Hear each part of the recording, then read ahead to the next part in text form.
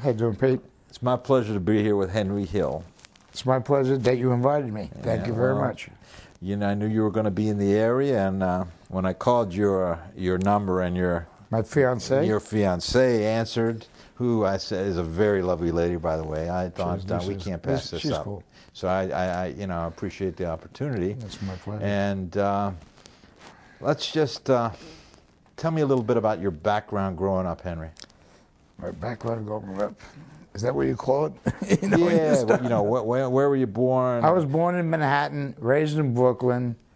I took the wrong Y in the road, because I come from a nice Irish Catholic family, Italian Irish family, and I just took the wrong road.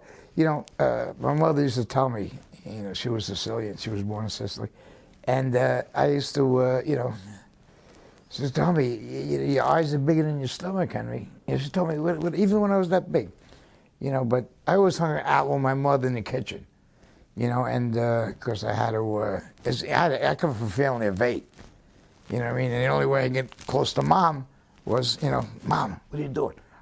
I'm making meatballs. Help me make the meatballs.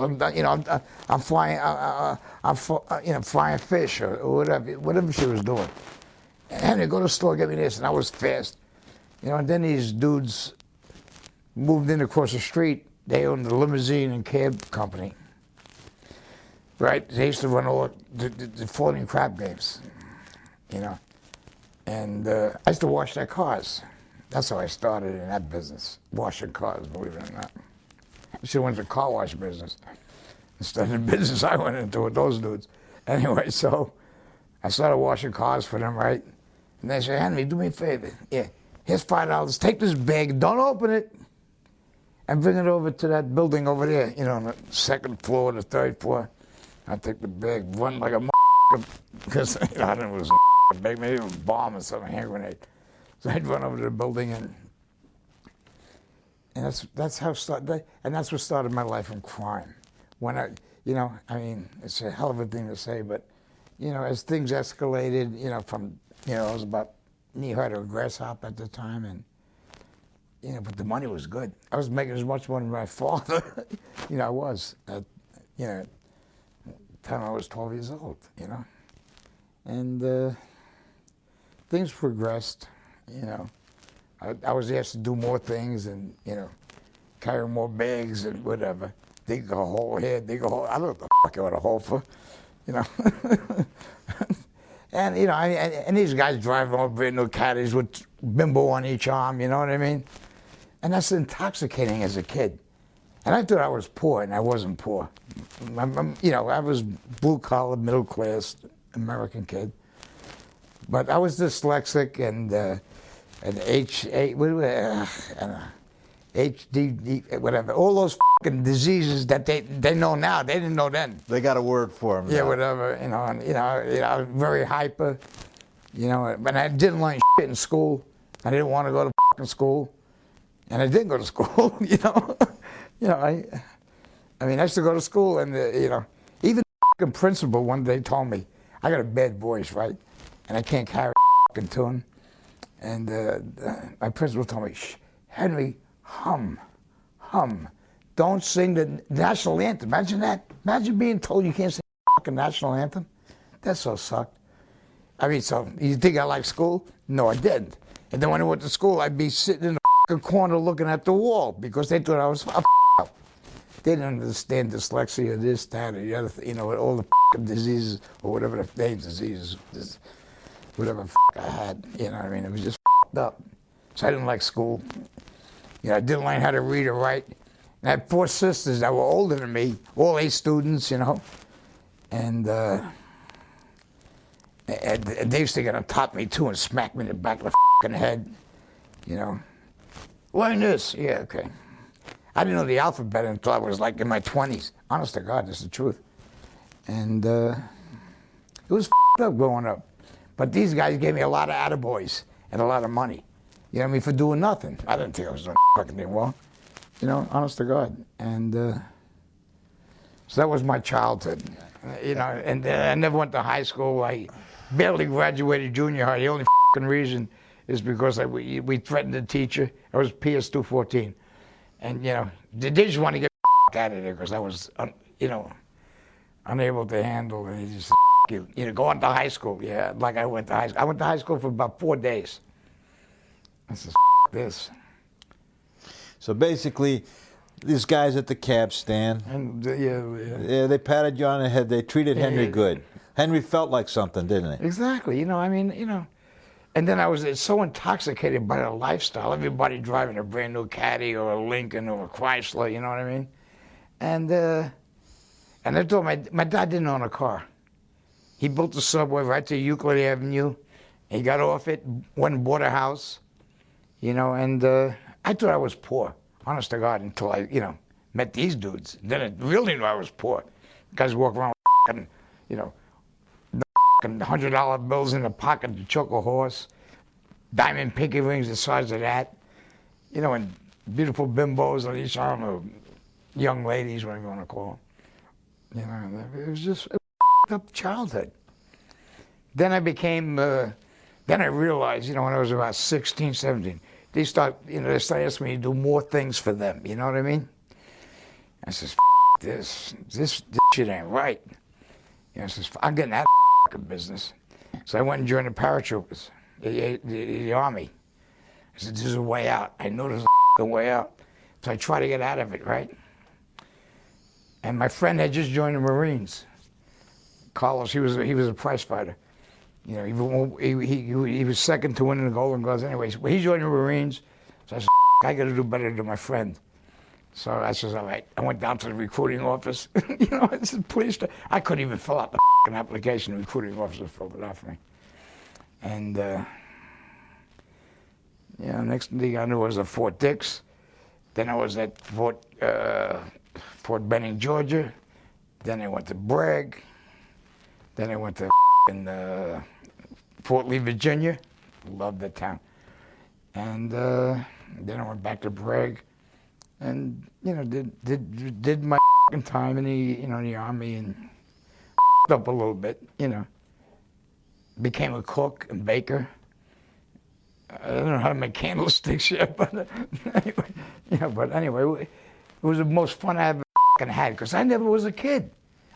Fucking guys, they kept me busy 24/7. Or, you know, when I was allowed out of the house, which I used to climb the drain pipe in my bathroom, right, to sneak out of the house so I could sit across the street and watch them play cards. This is play a brisk, you know, pinochle and hearts and shit, you know, because they always gambled, you know, 24/7, you know. I look out the window. I'm supposed to be sleeping. I ain't gonna sleep. I'm gonna sleep. But, you know, I want to see who's winning, you know. Maybe I'll buy in here. So you got out of the service. Yeah. And then what happened? I tried to stay in South Carolina for a while, and I said, F this. I'm going home. I go back to Brooklyn, right? 21 and a half years old, right? And I just, you know, I says, F Carolinas, you know, which I really liked, you know, North Carolina, South Carolina, but it was so up. So I go back to New York. What am I gonna do when I get to New York? I walk across the street. Hey boys, how you doing? Hey, you know, some, you know, here's some, you know, they give me some steak money, you know, whatever you want to call it, you know. Here's a couple hundred, you know. Which I left, you know, I left Carolina. I had a few hundred in my pocket, and I was back in life in New York second, as they say, you know. I was just back in life. I mean, everything at your fingertips, you know. I'm 22 years old, 21 and a half years old, right? Come on, we're going to Cooperstown. Okay. Who's playing? Sammy Davis. You know, who's playing here? Nat King Cole. Who's playing? Paul Anka. Okay, no, I don't want to. Get in the car, you're going with us, you know. And then I met my wife, Karen.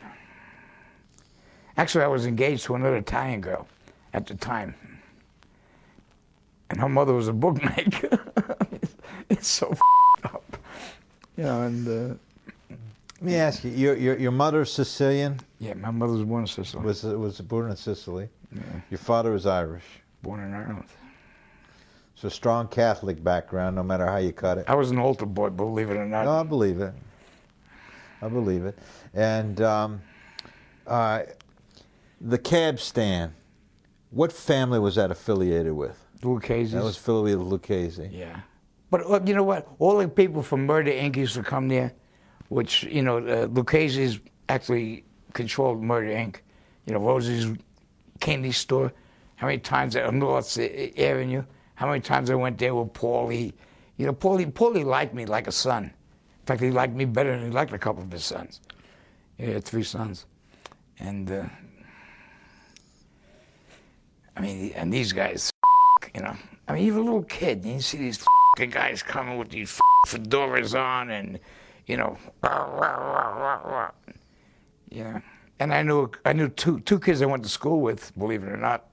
Their both fathers were electrocuted, you know, with the Murder Inc. Yeah, it's just.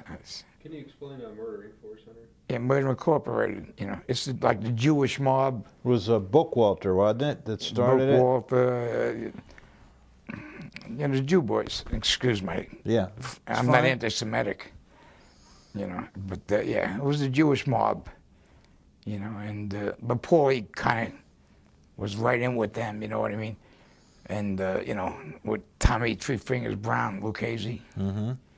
You know, they kind of, you know, they were a pretty powerful family in those days. You know, they had all of the garment center. They had all the trucking, a lot of unions.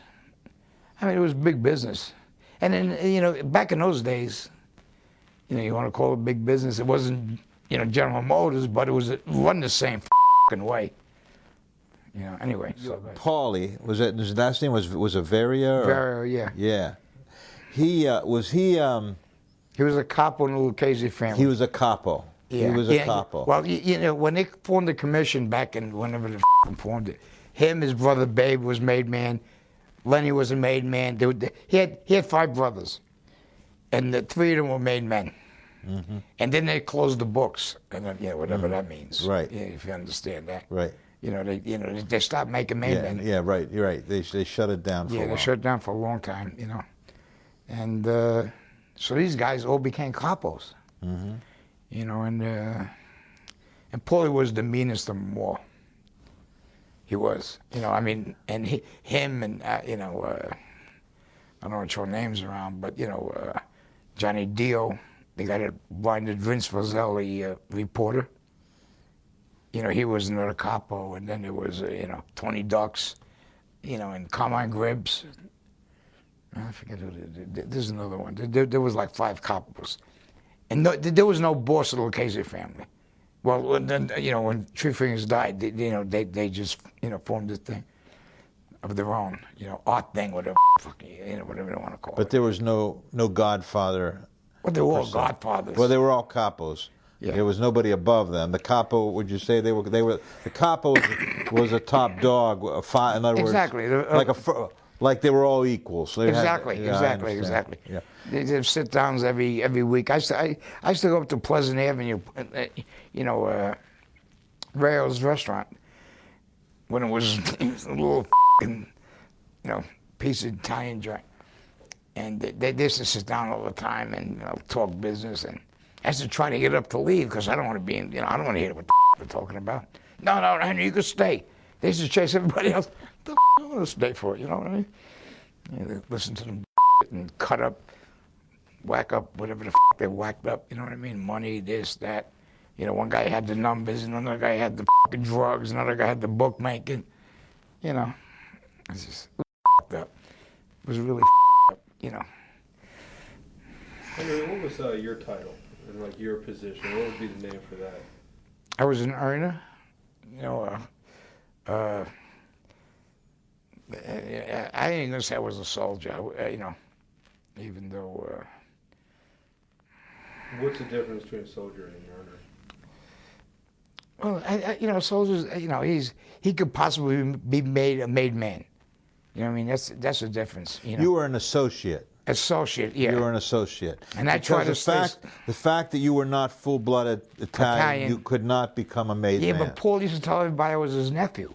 So no one ever could. They thought Henry Hill was a fucking, another name. Yeah, makeup name, because everybody had, nicknames and, Right. this and that.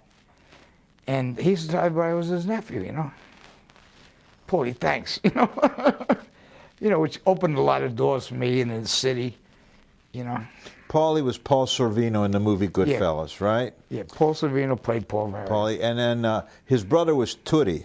Tootie. But who's? They changed the names a little bit. In other words, did he have a real brother named Tootie? Yeah. Okay. Tootie had a wooden leg. Okay. He got his leg blown off. Tootie happened to went to war in Korea, so war with Korea, and he lost a leg, and he was a cool dude, Tootie. Oh, I'm sure he's passed away by now. And he owned a pizzeria around the corner from, Mm-hmm. Would you say that Goodfellas was an accurate depiction? Like they're saying, Ivory Soap, 99 and 9/10. Okay. Then they cut, they had to cut like 36 minutes out of it. Otherwise, they was going to rate it X, and Scorsese and Warner Brothers were back and forth. I'd love to see that 36 minutes. If you're nice to me, maybe I'll let you see a disc of it. I would. I'd love to see that. But most of it was just pure violence, and that's why they were going to rate it X. And the Warner Brothers didn't want it X; they wanted it R, whatever, whatever. That's yeah, they want Hollywood. to keep it at R, so it draws a bigger crowd. It can draw a bigger crowd. And plus, they wanted to show 3 shows or 4 shows.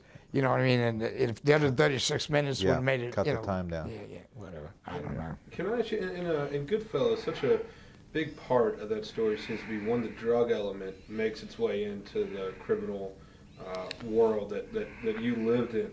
How did that creep in, and how did you see kind of like the criminal element kind of change? Let me tell you something. The Lucchese family handled all the drugs up in Harlem.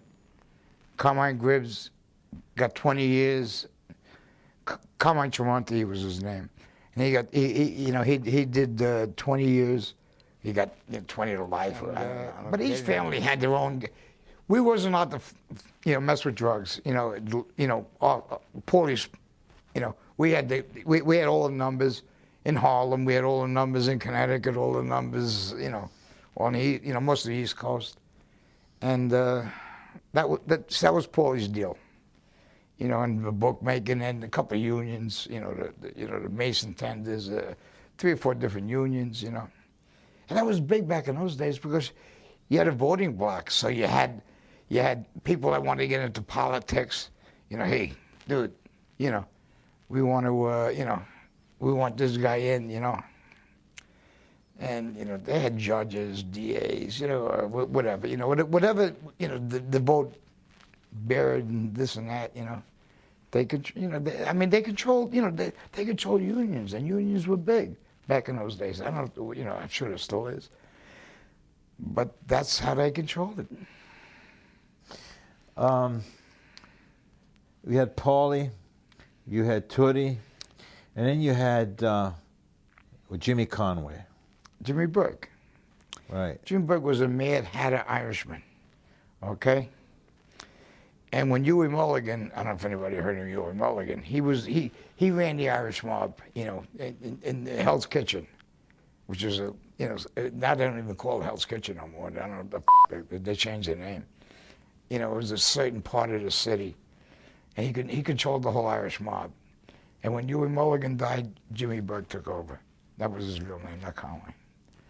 And when Jimmy Burke took over, and he controlled some Mad Hatters, I'll tell you that, the Westies. There's a couple of movies about them, and but they were pretty violent dudes, I mean, they did a lot of killing for Jimmy. What the Italian guys didn't want to get involved, so they called the Irishmen. It was a up time, and the city was, Mayor Lindsay was, the Big Apple and Fun City. I think it was called Fun City. I forget what they used to call it, but but it was good days, and it was bad days. Then you had Jimmy Conway, and you had Tommy Simone. Tommy DeSimone. Tommy DeSimone. Joey Pesci in the movie. Yeah. What a psycho. In the movie, anyway. All those dudes were psycho. Stop me if I say the wrong thing, but they all were real homicidal. I mean, Tommy used to carry 2 pearl-handle pistols and put a notch in every guy he killed. And the last time he told me he was up to like 34, 36. I don't know. Tommy, please. You know, yeah, I don't want to know. Well, I tortured Tommy. Give me a break, you know. Anyway, but they all were like that. The whole crew. And then we was able to do anything we wanted to do because Jimmy was our boss. Well, you know, I mean, he was the head of our crew, and Paulie was the a capo.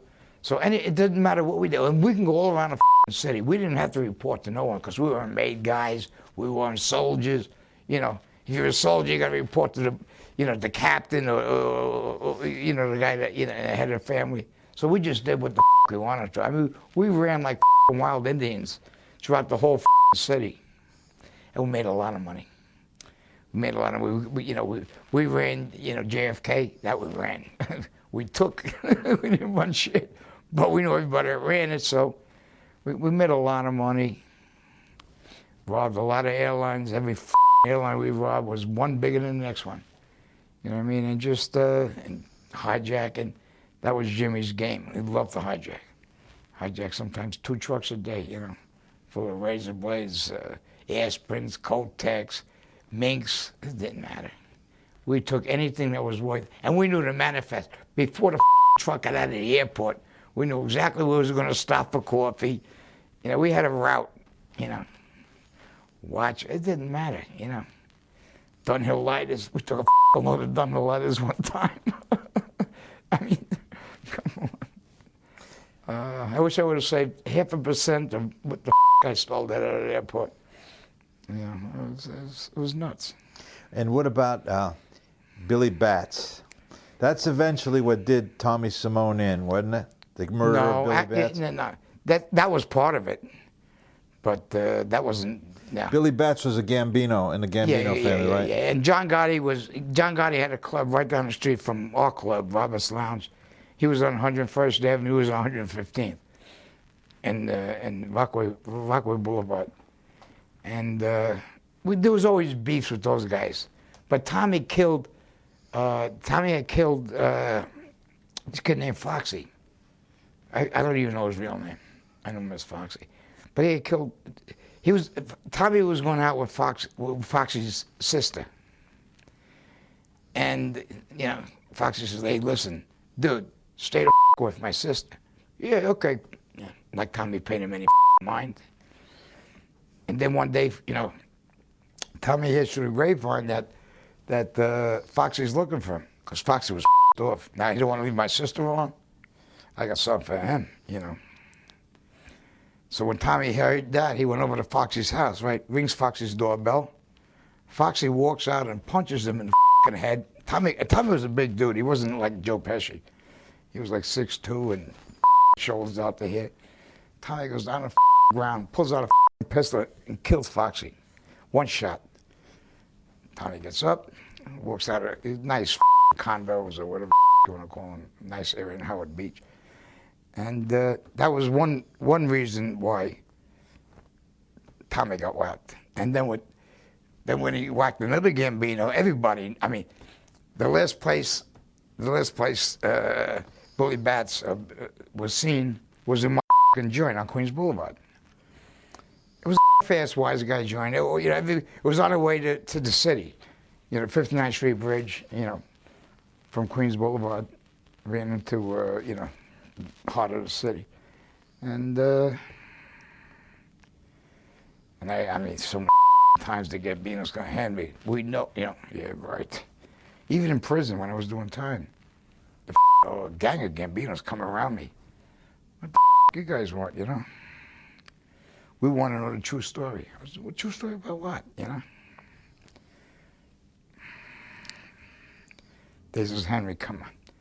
I said, come on, what the you guys talking about? And there was, I think Paulie was in the room or Johnny Deere was in the room. I just looked, I said, I don't know what the you guys are talking about. You know, because we lived in like apartments like this in a fucking joint, you know, on the dorms, you know, we cooked every day and that.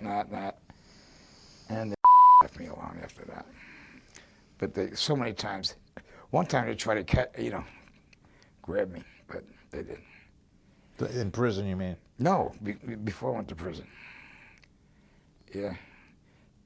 Anyway, there's another story for another chapter. Henry, one thing I think that's really, really well shown in the film too is when things start to turn. When, you know, after your first in prison, and it looks like I think you're going to go back, and it does it in the film by showing that day that, you know, the helicopter was after you and you're driving. And then the reason I'm bringing that up is when things did turn and the lifestyle started to change on you, and the paranoia, I would imagine, creeped in. It wasn't paranoia. It was reality, dude. how does living like that, moment to moment, feeling at any moment that's, you know, that is there, how is life to bear like that? Well, first of all, after the Lucchese robbery, which the whole city and every cop and every agency knew that who the did it, you know, it wasn't no, you know, I mean, I mean, you know, we made a lot of money, but after the Lucchese robbery, you know, which was, you know, they claimed $6 million, was $6 million plus all the jewels and blah, blah, blah. And, it was, you know, anyway, everybody started getting whacked around me. You know, all the crew. I mean, one guy took Stacks, Marty, you know, and they all kept falling. And every time a guy would get killed, the feds would come to my house. Hey, Henry, we know you was involved, blah, blah, blah. You know, and I was like, oh, you nuts? I don't know what the you're talking about. Henry, you're going to be next. You know, a week later, they find 2 bodies somewhere, or, you know, whatever. And they come to my house, the ladies' pictures out. The nice thing the feds did, they used to wait for my kids to go to school. They would never come when my children were at the home, right? Me and my wife sitting around a dining room table. And Henry, you're going to go next. I said, why are you sure? I don't even know these guys, you know. He wasn't allowed to associate with known criminals. You know, I was on federal parole at the time. And, you know, I tried to play stupid, you know. They knew better. I said, Henry, you know, blah, blah, blah. I says, dudes, I don't know what you're talking about, right? And after 11 of them died, one gal, this is Teresa Ferrara, and they found a torso. I don't know how they figured it was Teresa Ferrara, but I guess they did. And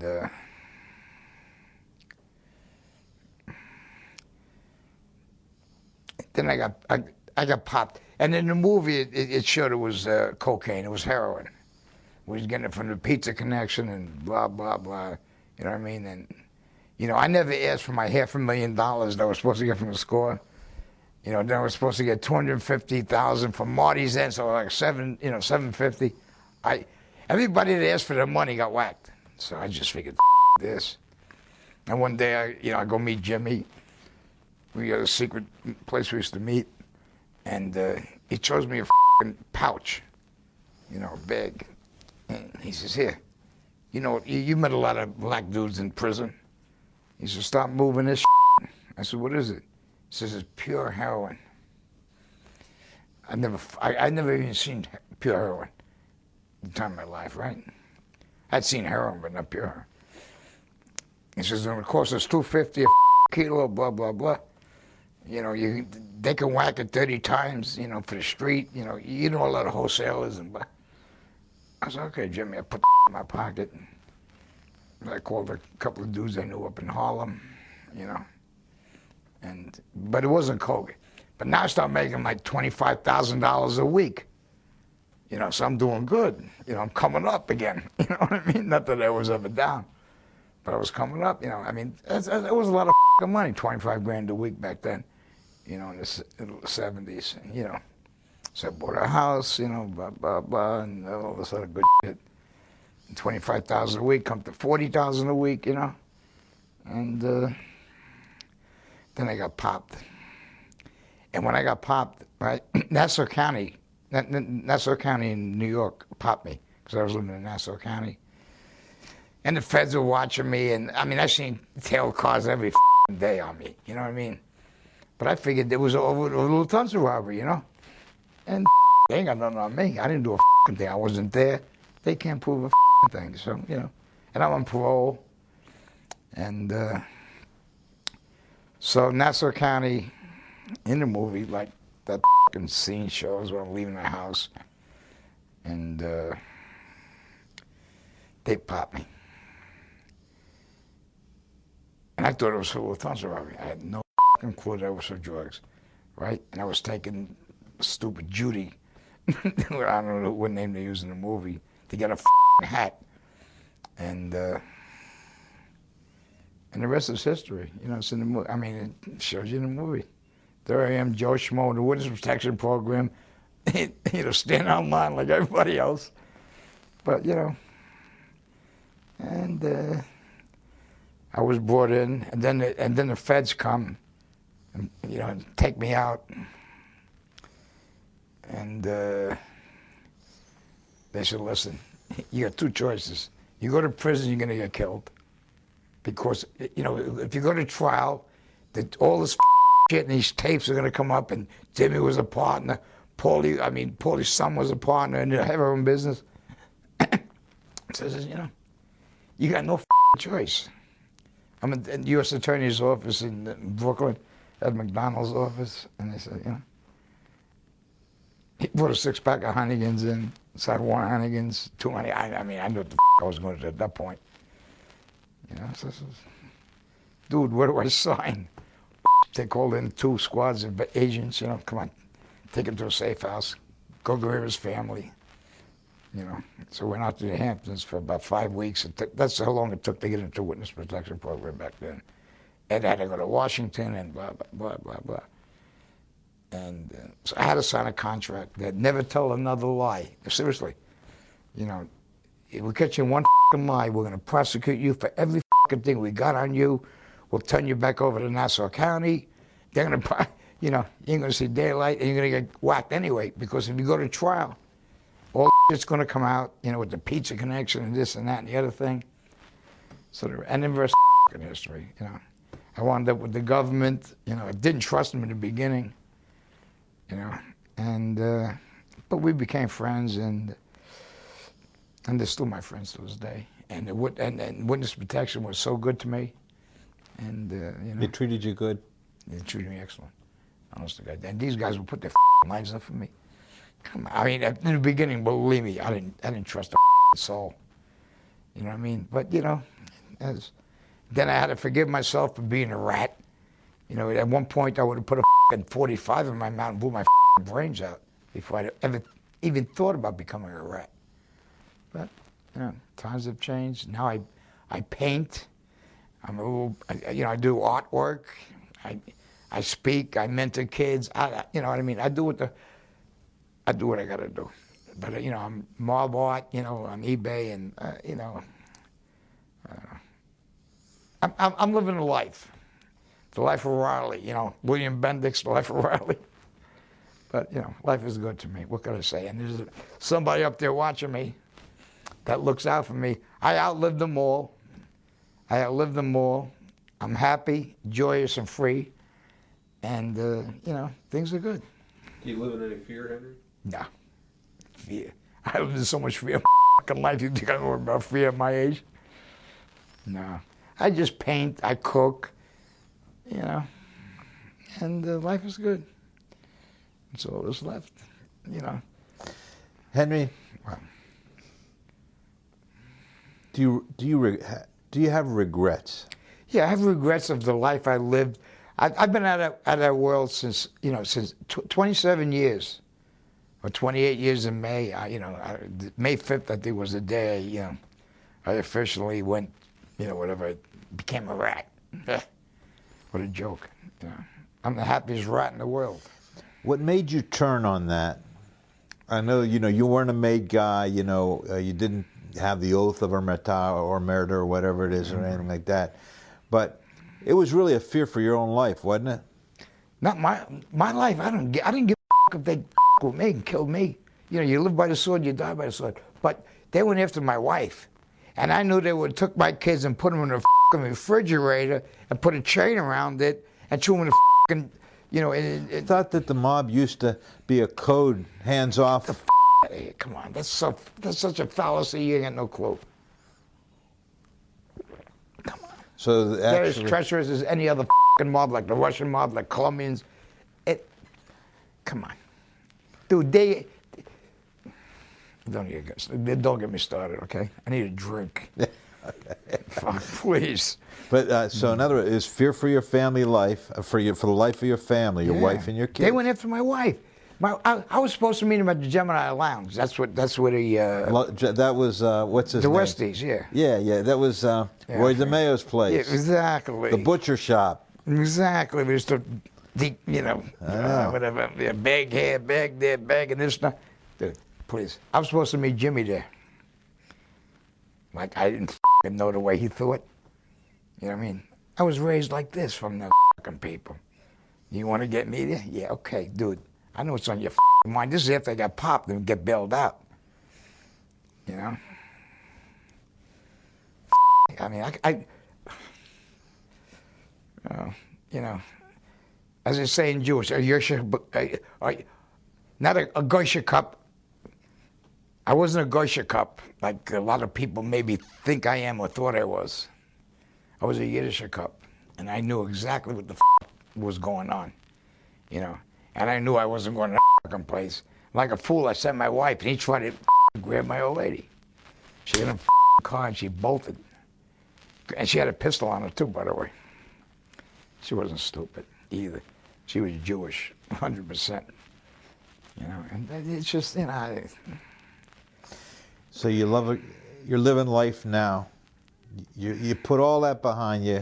Yeah. You're enjoying your life now. You got a great gal here. Seemed like Lisa. She's cool. She's all right. Sometimes. Yeah. When I drink a little too much, she tries to give me a backhand. I'm drunk, so I don't feel until next morning. Yeah. But life is good. No, I mean. Yeah. So I don't recommend that life to any kid. I don't recommend any kid to do drugs. You know, I've been through it all. I used to do drugs. I don't do drugs no more. I still got a little problem with the booze. You know, I go to AA. Bend your elbow a little bit, huh? Yeah, a little bit. Before we discuss kind of your place now and the pain stuff, I just want to ask, one thing you said there I thought was really interesting. Cool. You live by the sword and you die by the sword. Well, that's the life. You know, that's the life. That's the life of crime. You want to around, you're gonna get. You want. If any kid wants to around and do that bullshit, well then you get yourself prepared to catch a bullet or a whatever you got coming. You don't break the law. I break a law once in a while. I live in California, and you can't smoke. You know, in the bars or anywhere. In some towns you can't even smoke in the street. The biggest law I break is I get a ticket for, I'm outside of a bar smoking a cigarette, right? And the cops, you know, some rollers will come by and they give me a ticket. We're around a couple of guys, right? We're smoking, laughing. Come here, because most of them know me. Come here, especially the rookies, you know. And they give me a ticket for drunken public. What the I'm in a bar. I don't drive. I don't commit, you know, I don't do nothing wrong. You know, I walk outside of a bar to smoke a cigarette, and I get a ticket for drunken public.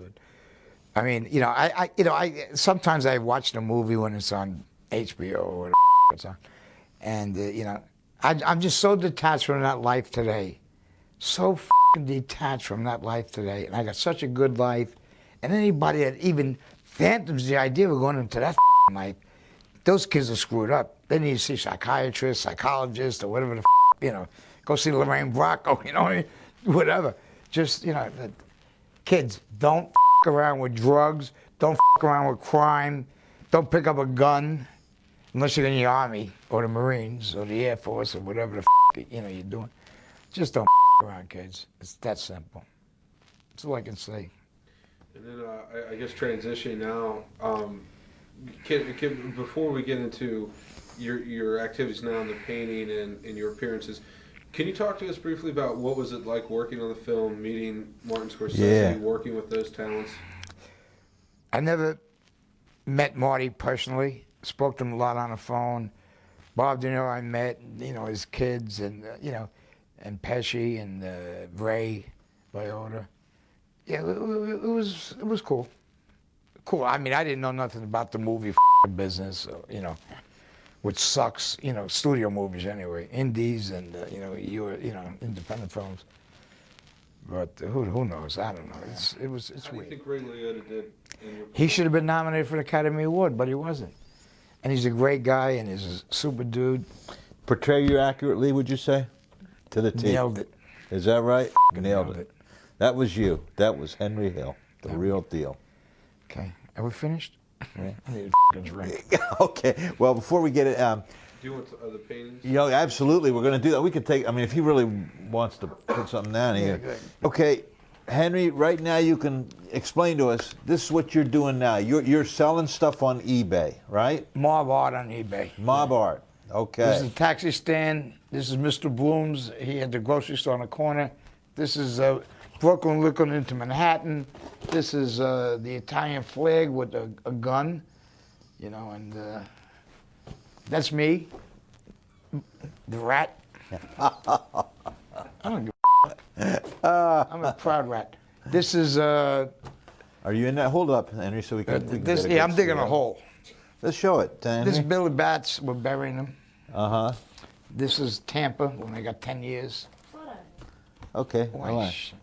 This is where you guys were ready to feed that guy to the lions. Tampa for 10 fucking years. This is Lufthansa. Hold it, Henry. That's good, yeah. So you got 10 years for that thing with the lions? Believe it. Anyway. People can look you up on the web. They can buy your stuff on the web. Now, let's say if somebody wanted to buy some of your mob art or mob artifacts, which I've seen you have on the web, they can go to eBay and then type in Henry Hill, I guess, right? Google me or whatever. Yeah. And you have a web page that they can access by. Yeah. What is your web address? Good morning, Henry at charter.net. Just go to eBay. There's a whole bunch of them. Yeah.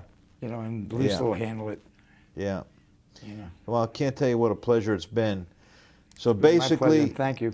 Your message to young kids today: do the right thing. Listen to your parents. If you got parents, if you don't got parents, then go find a mentor. Just do what you got to do. You know right from wrong, and right from wrong is you got a conscience, unless you're a wacko. But just do the right thing, kids. That's all I want to say to the kids. They know what the is right or wrong when it is big. Henry, thanks a lot. You're quite welcome. It's a pleasure. Thank you for having me. Take care. Bye-bye.